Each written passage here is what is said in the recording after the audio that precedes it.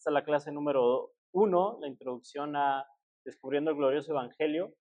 Y para empezar debemos entender que el Evangelio no comienza con el hombre, sino con Dios. Muchas veces se presenta el Evangelio como si el problema principal fuera que el hombre está triste, vacío, sin propósito o necesita de una vida mejor. Y es lo que queremos reformar en nuestra mente y entendimiento acerca de qué es el Evangelio.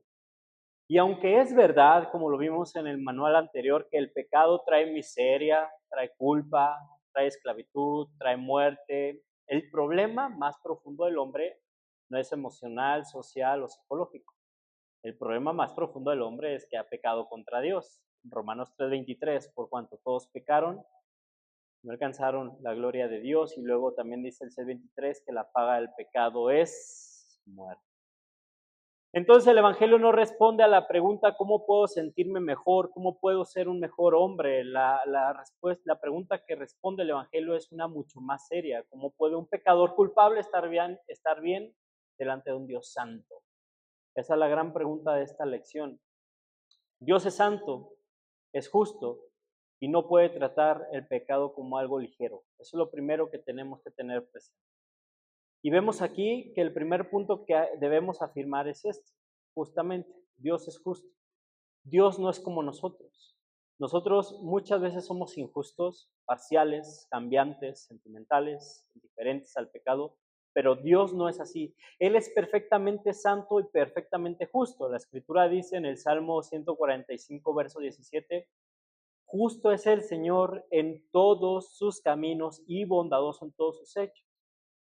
También Abraham dijo lo siguiente en Génesis 18:25, el juez de toda la tierra no hará justicia.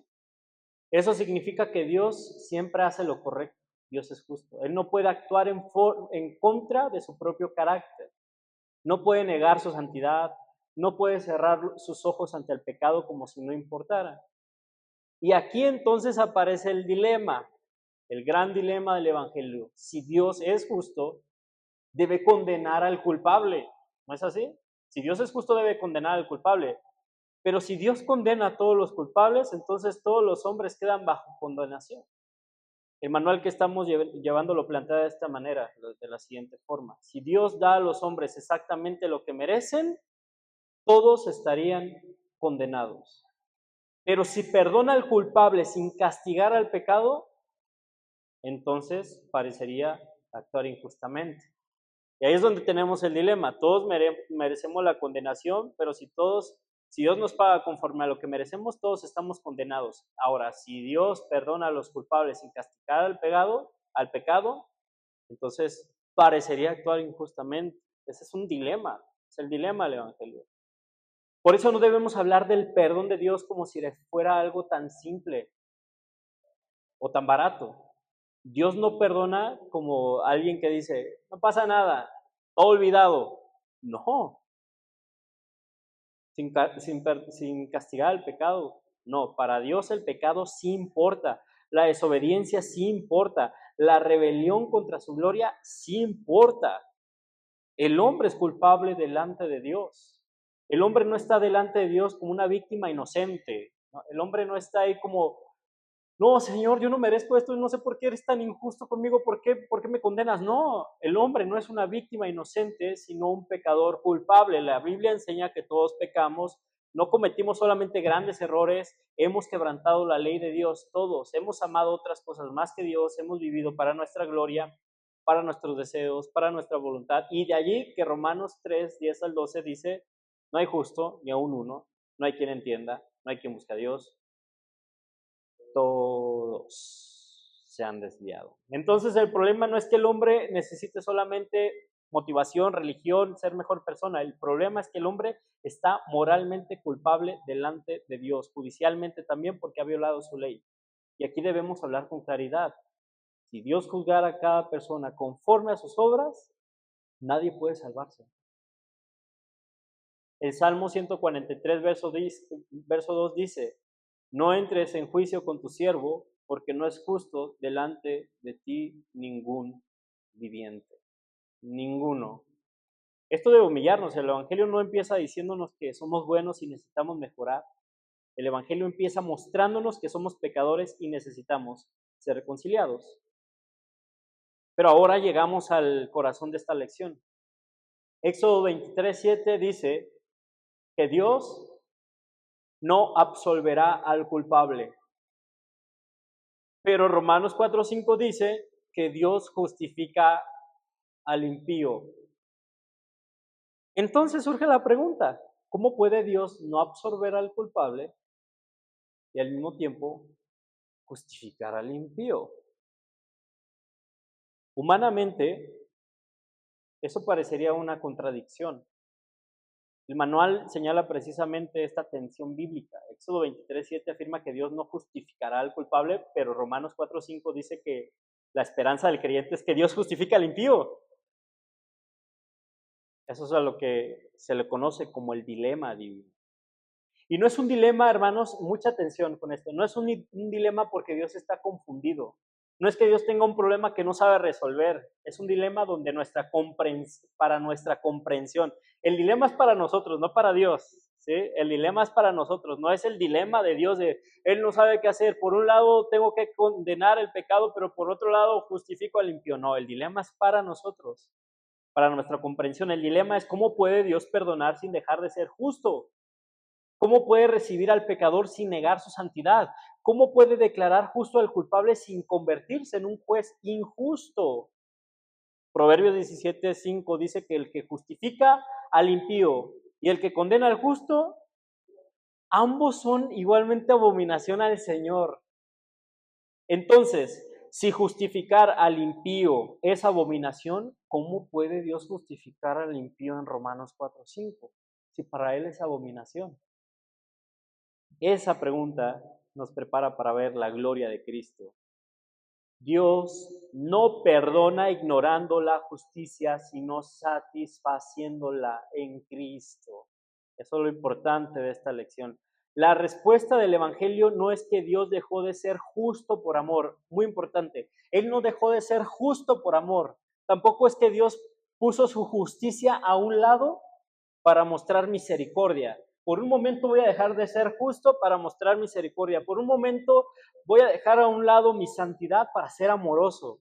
Voy a apagar el atributo de la justicia para encender el atributo. No.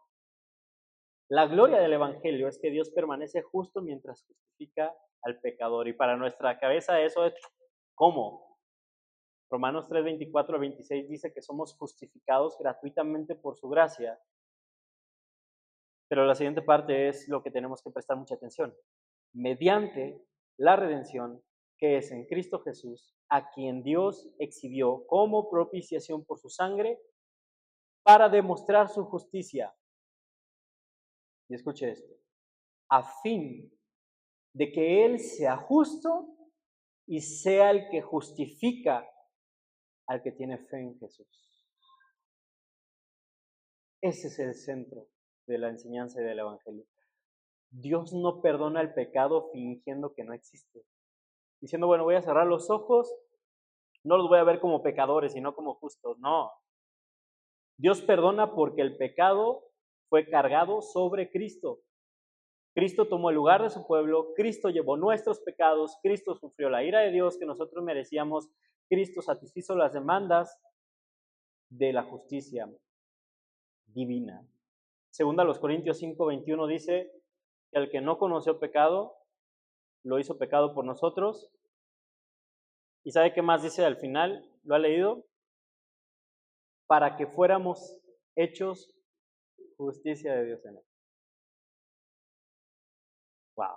La respuesta divina, según la lección, esta primera lección es que Dios se hizo hombre, como lo vimos en Filipenses 2, el día de hoy en el sermón, cargó los pecados de su pueblo en la cruz, sufrió el juicio divino decretado contra ellos y así satisfizo las demandas de su justicia para que su misericordia fuera perfectamente consistente con su justicia. Eso es maravilloso. El Evangelio no es que Dios pasa por alto los pecados. El Evangelio es que Dios castigó el pecado en su Hijo. No los pasó por alto, hermano. Eso es algo que debemos tener presente y cuidado al momento de predicar el Evangelio. Dios no simplemente pasa por alto tus pecados. Cuando usted predique el Evangelio, no tiene que decirle a la persona a la que le está predicando, no importa, ven cómo eres. De todos modos, Dios ya perdonó tus pecados. Ese perdón tuvo un costo. La justicia de Dios sobre Cristo, la ira de Dios. Dios castigó el pecado en su Hijo para salvar a los pecadores. Muchas personas piensan en la cruz como una revelación solamente del amor de Dios. Y sí, hermanos, la cruz revela el amor de Dios de forma gloriosa, pero Dios muestra su amor para con nosotros en que siendo aún pecadores, Cristo murió por nosotros. Y también revela la justicia. En la cruz vemos que Dios no toma el pecado a la ligera. Vemos que el perdón tuvo costo infinito. Vemos que para salvarnos el Hijo eterno de Dios tuvo que encarnarse, obedecer, cargar nuestros pecados y morir bajo el juicio de Dios. Y la cruz nos enseña dos cosas al mismo tiempo. Primero, que Dios es más santo de lo que podemos imaginar y es más misericordioso de lo que merecíamos, hermanos. La cruz no disminuye la justicia de Dios, la demuestra. Ahí se demuestra la justicia de Dios. La cruz no niega el amor de Dios, lo manifiesta. En Cristo la justicia y la misericordia no compiten. En Cristo Dios es justo y justificado. Maravilloso. Y aquí tengo algunas aplicaciones prácticas para ir cerrando esta breve reflexión. Primero, debemos abandonar toda idea superficial del Evangelio. El Evangelio no es un mensaje de autoestima, no es simplemente decirle a las personas, Dios tiene un bonito plan para tu vida. El Evangelio es la buena noticia de que Dios ha hecho en Cristo lo cree imposible para nosotros, resolver nuestra culpa delante de su justicia. Creo y me encanta, hermanos, que esto ya sea el parte del mensaje que nosotros tenemos en nuestra mente. Que el problema más grande del hombre es Dios mismo y su culpabilidad delante de él. Pero segundo, que debemos tomar el pecado con seriedad. Si el pecado fue tan grave que requirió la muerte del Hijo de Dios, no podemos tratarlo como algo pequeño, no podemos justificarlo, acariciarlo, excusarlo. Debemos invitar a las personas al compartir el Evangelio de que se arrepientan del pecado, y arrepentirse es girar 180 grados nuestra vida, darle la espalda al pecado y venir a Cristo. Tercero, debemos descansar únicamente en Cristo. Nuestra esperanza no está en nuestra obediencia, nuestras emociones, nuestra sinceridad, nuestro servicio, nuestra religión. Está en Cristo crucificado y resucitado.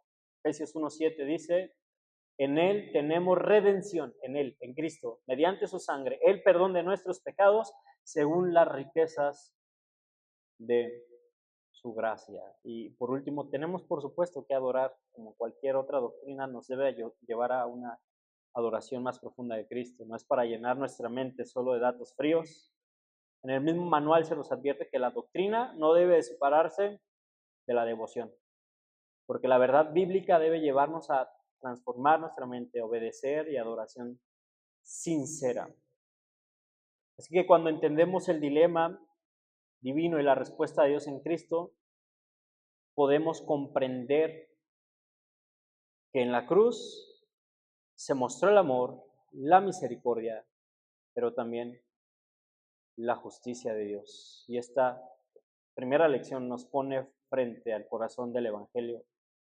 El problema del hombre no es simplemente que necesita mejorar, sino que necesita ser justificado. Y Cristo es el justo y es el que justifica. Amén.